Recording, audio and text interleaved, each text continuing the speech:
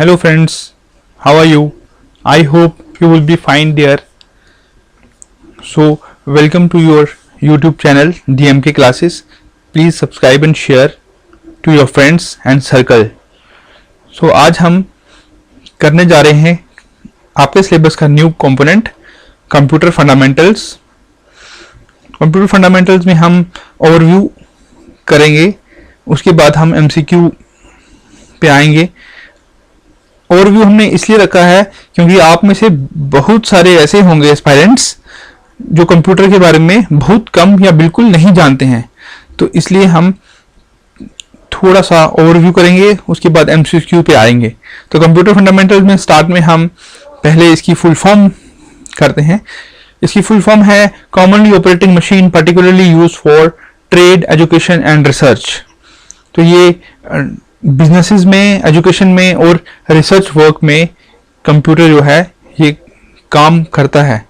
उसके बाद कंप्यूटर की डेफिनेशन है, कंप्यूटर बेसिकली एक इलेक्ट्रॉनिक डिवाइस है जो इनपुट एक्सेप्ट करता है, स्टोर करता है, उसको प्रोसेस करता है डाटा को, और वो आउटपुट देता है इंफॉर्मेशन की फॉर्म में, और जैसा कि हमें चाहिए रिक्वायर्ड फॉर्मेट जो है, जैसा कि यूजर को रिक्वायर्ड फॉर्मेट चाहिए वो वैसा ही इंफॉर्मेशन देगा। तो डाटा जो है वो रॉ डाटा है, जो इनपुट यूजर जो है वो इनपुट करता है वो रॉ डाटा होता है, और जो प्रोसेस डाटा जो है प्रोसेस होके कंप्यूटर से बाहर निकलता है उसको हम इंफॉर्मेशन बोलते हैं। अब डाटा और इंफॉर्मेशन में डिफरेंस क्या है? जैसे मैंने बताया, डाटा जो इनपुट होता है वो रॉ डाटा होता है। ये किसी भी फॉर्म में है, जैसे कि टेक्स्ट है, ऑब्जर्वेशन है, फिगर्स है, इमेजेस है, नंबर है, पैराग्राफ है, सिंबल है। और अगर ये individual prices, weights, addresses, ages, इस तरह से भी डाटा जो है वो है, लेकिन इसका कोई मीनिंग नहीं है। This is meaningless. अब डाटा को दो पार्ट्स में हम डिवाइड करते हैं। पहला है क्वांटिटेटिव डाटा, दूसरा है क्वालिटेटिव डाटा।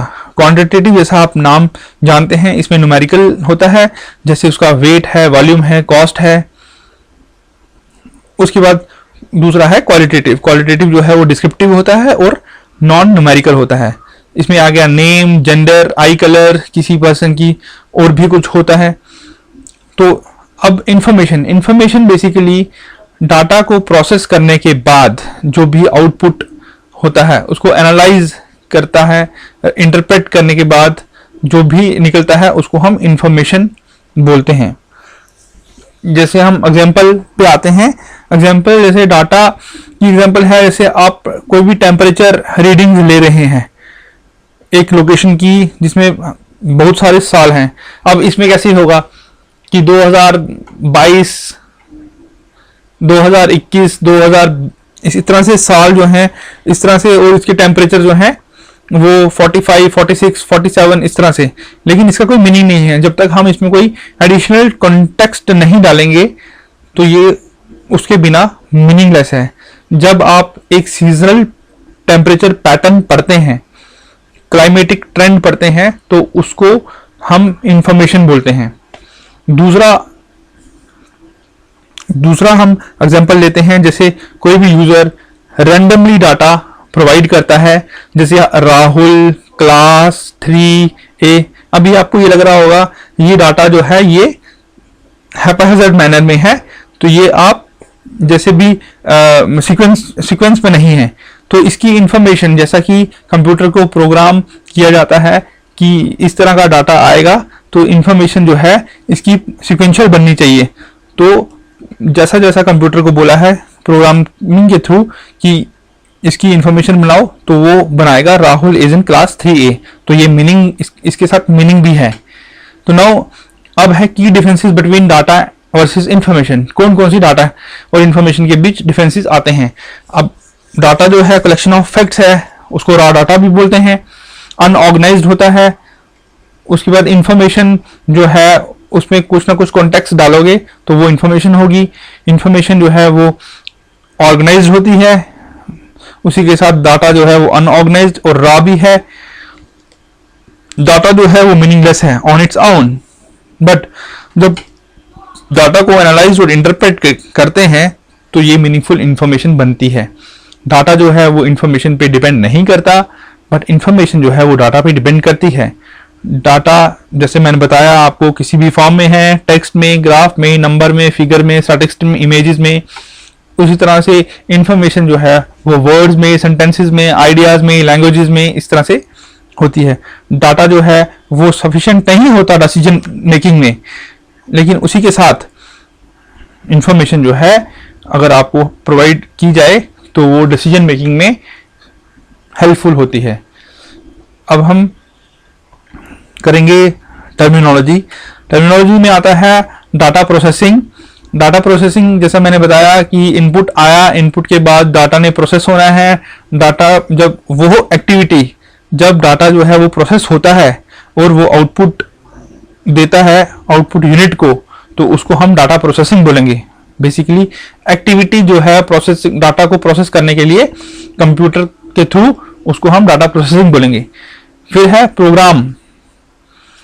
प्रोग्राम जो है वो इंस्ट्रक्शंस है। अब ये सेट ऑफ इंस्ट्रक्शंस कौन देगा? ये सेट ऑफ इंस्ट्रक्शंस देगा यूजर, प्रोग्रामर। तो कुछ ऑपरेशंस परफॉर्म करने के लिए कंप्यूटर को, तो उसको हम प्रोग्राम बोलेंगे। Now next is data processor. अभी डाटा प्रोसेसिंग के बारे में जाना। डाटा प्रोसेसिंग जो है वो डाटा पे होती है। डाटा प्रोसेसर कौन हुआ? डाटा प्रोसेसर फिर कंप्यूटर हुआ, क्योंकि कंप्यूटर ही डाटा को प्रोसेस कर रहा है। तो computer is also called a data processor, क्योंकि ये स्टोर करता है, प्रोसेस करता है और रिट्रीव करता है डाटा को जब भी जरूरत पड़ती है। अब हम फीचर्स करते हैं कंप्यूटर्स के, कैरेक्टरिस्टिक्स ऑफ कंप्यूटर। अब कंप्यूटर जो है वो ऑटोमेटिक है, बिना ह्यूमन इंटरवेंशन के ये कोई भी काम ऑटोमेटिकली कर लेता है जो भी इसको आप दोगे। उसके बाद इसकी स्पीड है। अब स्पीड जो है ये अलग अलग कंप्यूटर, अलग अलग जनरेशन्स में स्पीड जो है ये वेरी करती है। अब कंप्यूटर की स्पीड स्टार्टिंग में बहुत स्लो थी, उसके बाद थोड़ी फास्ट हुई, अब जो है वो बहुत ज़्यादा तेज़ है। तो ये इसकी जनरेशन हैं। फिर उसके बाद आता है एक्यूरेसी। कंप्यूटर जो है वो एक्यूरेट होता है तब तक जब तक उसको यूजर जो है करेक्ट इनपुट देगा। अब ये कंप्यूटर के जो एरर्स हैं ये कैसे आते हैं? कंप्यूटर के एरर्स बेसिकली आते हैं यूजर जो गलत इनपुट देगा, गलत ही आउटपुट उसको रिसीव होंगे। तो इसलिए कंप्यूटर की एक्यूरेसी पे हम कोई क्वेश्चन नहीं करते। फिर है डिलीजेंस। कंप्यूटर जो है free from tiredness, lack of concentration, ये तो आपको पता है, घंटों काम करता रहता है बिना थके, बिना किसी एरर के, तो इसको हम डिलीजेंस बोलते हैं। टायर्डनेस नहीं होती, लैक ऑफ कंसंट्रेशन नहीं होता, फोकस। फिर उसके बाद ये कंटिन्यूसली काम करता रहता है घंटों बिना किसी एरर के। अब है वर्सेटिलिटी। कंप्यूटर ऑलमोस्ट किसी भी काम को परफॉर्म करने में कैपेबल होता है। Next is power of remembering. अब ह्यूमन ब्रेन के साथ कंप्यूटर का हम अगर करें, ह्यूमन ब्रेन जो है वो 1 साल पुराना डाटा, 1 साल क्या, वो 1 महीना पुराना डाटा भी प्रॉपरली जो है वो रिकॉल नहीं कर पाएगा। लेकिन जो कंप्यूटर होते हैं ये अपनी सेकेंडरी स्टोरेज की कैपेबिलिटी के कारण जितना मर्जी डाटा जो है वो रिकॉल कर सकते हैं, उसको स्टोर कर सकते हैं, और ये कभी भूलते नहीं हैं। ये भूलते या कुछ इंफॉर्मेशन लूज तभी करते हैं जब इसको कहा जाए कि अब, या इसको कहा जाएगा मतलब हो गया जब इसमें से डाटा जो है वो डिलीट कर दिया जाए, तो ये फॉरगेट कर देते हैं, लूज कर देते हैं डाटा को। इनका अपना कोई आईक्यू नहीं होता। तो आईक्यू का मतलब ये है कि कंप्यूटर को जो भी प्रोग्राम किया जाता है कंप्यूटर वही करता है, ये खुद से कोई भी डिसीजन नहीं ले सकते। फिर है इनकी अपनी फीलिंग नहीं है, इनका कोई इमोशन नहीं है, उनकी जजमेंट जो है वो इंस्ट्रक्शंस, प्रोग्राम्स के बेसिस पे होती है जो उनको दिया जाता है in the form of program में, जो कि ह्यूमन बीइंग करते हैं, तो उनको यूजर बोलते हैं या प्रोग्रामर बोलते हैं। Now next is basic organisation of a computer system. अब बेसिक ऑर्गेनाइजेशन कंप्यूटर सिस्टम बना कैसे है, कैसे काम करता है ये कंप्यूटर सिस्टम? सबसे पहले इनपुट यूनिट कोई भी इनपुट यूनिट है, इनपुट यूनिट आपको पता है कीबोर्ड हो सकता है, स्कैनर हो सकता है, कुछ भी हो सकता है जिसे हम बाहर का डाटा कंप्यूटर के अंदर डालें। तो इसमें माउस भी हो सकता है, स्कैनर भी हो सकता है, कीबोर्ड भी हो सकता है, इसमें बहुत सारे इनपुट यूनिट्स होते हैं। फिर है आउटपुट यूनिट। आउटपुट यूनिट जैसे कि आप जानते हो विजुअल डिस्प्ले यूनिट, जिसको हम दूसरा नाम है इसका मॉनिटर, इसका प्रिंटर हो सकता है, प्लॉटर हो सकता है, अलग अलग हो सकते हैं। फिर इसमें आता है स्टोरेज यूनिट। अब स्टोरेज यूनिट जैसे मैंने बताया, स्टोरेज यूनिट जो है ये स्टोर करता है किसी भी टाइप की इंफॉर्मेशन, कितनी भी इंफॉर्मेशन हो, ये सेकेंडरी स्टोरेज में स्टोर करके रखता है। इसकी दो तरह की स्टोरेज है, एक है प्राइमरी स्टोरेज, एक है सेकेंडरी स्टोरेज। ये हम आगे डिटेल में पढ़ेंगे। सेकेंडरी स्टोरेज वो स्टोरेज होती है जिसमें बहुत सारा डाटा आता है और इसकी कैपेसिटी बहुत ज्यादा होती है। प्राइमरी स्टोरेज वो वाली डाटा वो वाली स्टोरेज होती है जो करंट जो आप काम कर रहे हैं, करंट वर्किंग जो है वो प्राइमरी स्टोरेज में होती है। जब भी कोई ऑपरेशन परफॉर्म कर रहा है, आपने कंप्यूटर ऑन किया, आपने कुछ भी कंप्यूटर में उसको इंस्ट्रक्शंस दी कि ये चीजें करनी है, तो वो सारा का सारा प्राइमरी स्टोरेज में परफॉर्म होगा। जो चीजें आपकी ऑलरेडी सेकेंडरी स्टोरेज में पड़ी हैं, आप उसको अगर कॉल करते हो, ओपन करते हो, तो वो उठ के सारी की सारी प्राइमरी स्टोरेज में आएंगी। तो इसलिए हम प्राइमरी स्टोरेज को रैंडम एक्सेस मेमोरी बोलते हैं। इसका नाम रैम है, random access memory.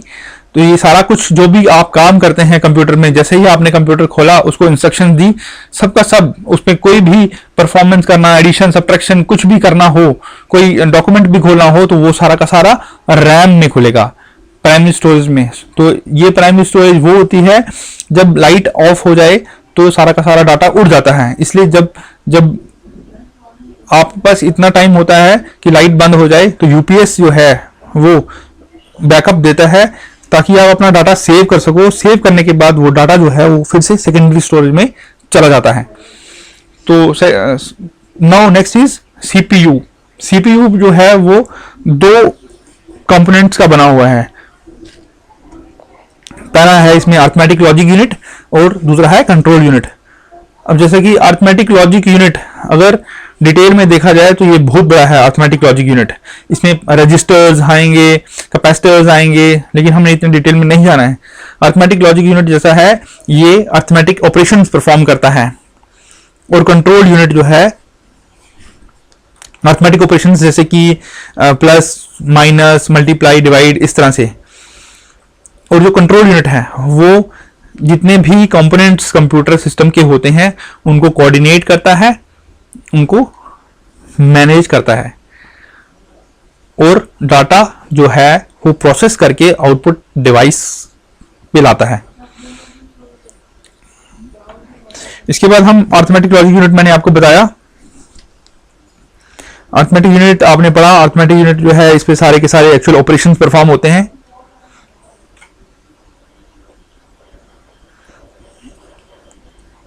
Execution of instructions takes place. फिर है कंट्रोल यूनिट। कंट्रोल यूनिट जो है, कंट्रोल यूनिट कंप्यूटर सिस्टम का ये मैनेज करता है और कोऑर्डिनेट करता है जितने भी अदर कंपोनेंट के ऑपरेशन होते हैं उनको, ताकि हमें एक आउटपुट इंफॉर्मेशन की फॉर्म में मिल जाए। उसके बाद है सेंट्रल प्रोसेसिंग यूनिट। इसको ब्रेन भी बोलते हैं, इसको हार्ट भी बोलते हैं।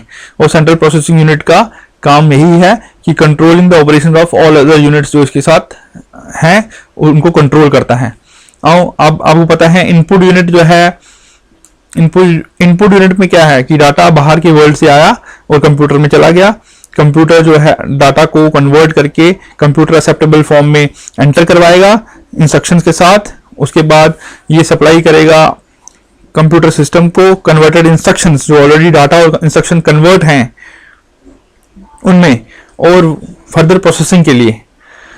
अब आउटपुट यूनिट में क्या होता है? आउटपुट यूनिट बेसिकली रिजल्ट्स को एक्सेप्ट करता है जो कंप्यूटर जो है वो देता है। जो कोडेड फॉर्म में होते हैं और वो ह्यूमन अंडरस्टैंड नहीं कर सकता। उसके बाद ये कन्वर्ट करता है इनकोडेड रिजल्ट्स को ह्यूमन एक्सेप्टेबल फॉर्म में और ये आउटसाइड वर्ल्ड को इंफॉर्मेशन प्रोवाइड करता है। Now this is storage unit. Storage unit में मैंने बताया कि डाटा एंड इंस्ट्रक्ट, इसमें तो सबसे पहले होल्ड स्टोर करता है, फॉलोइंग डाटा इंस्ट्रक्शंस होल्ड करता है जो प्रोसेसिंग के लिए रिक्वायर्ड होती हैं। इंटरमीडिएट रिजल्ट्स जो हैं प्रोसेसिंग के वो स्टोर करता है और फाइनल रिजल्ट्स भी स्टोर करता है बाहर आने से पहले, और वो आउटसाइड वर्ल्ड को एज ए इंफॉर्मेशन प्रोड्यूस करता है। अब दो टाइप की स्टोरेज हमने पढ़ी अभी। प्राइमरी स्टोरेज रैम बोलते हैं इसको, पर ये एक चीज ठीक करना, रीड ओनली मेमोरी नहीं है, ये है रैंडम एक्सेस मेमोरी। रैम बोलते हैं रैंडम एक्सेस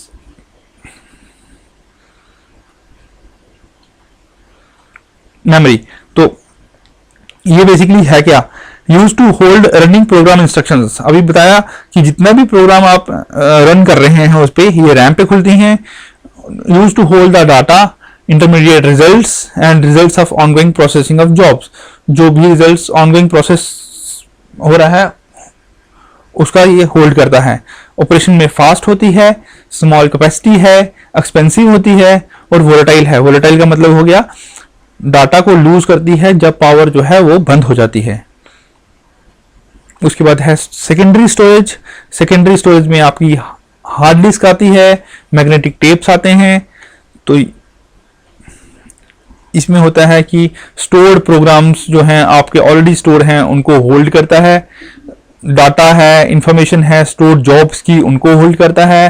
प्राइमरी से स्लोअर है, लार्जर कैपेसिटी होती है। प्राइमरी की स्मॉलर होती है, इसकी लार्जर होती है। आजकल तो 1 टेराबाइट की आती है। चीपर है प्राइमरी स्टोरेज से और डाटा को रिटेन करके रखती है इवन विदाउट पावर। अगर पावर कट भी जाए तो उसको कोई फर्क नहीं पड़ता। अब 5 बेसिक ऑपरेशन हैं कंप्यूटर सिस्टम के। तो कंप्यूटर सिस्टम के 5 आपको मैंने बताया था। इनपुटिंग है, ये आपने पढ़ चुके हैं। इनपुटिंग, स्टोरिंग, ये फिर से रिपीट हो रहा है। स्टोरिंग, प्रोसेसिंग होता है, प्रोसेस करता है, आउटपुटिंग है और लास्ट में कंट्रोल यूनिट जो है वो कंट्रोल करता है इन सब के ऑपरेशन जो भी परफॉर्म करते हैं आप सीक्वेंस में। नो, बस अब अभी के लिए हम इतना ही करते हैं। तो अब हम इसके बाद MCQs लेके आएंगे।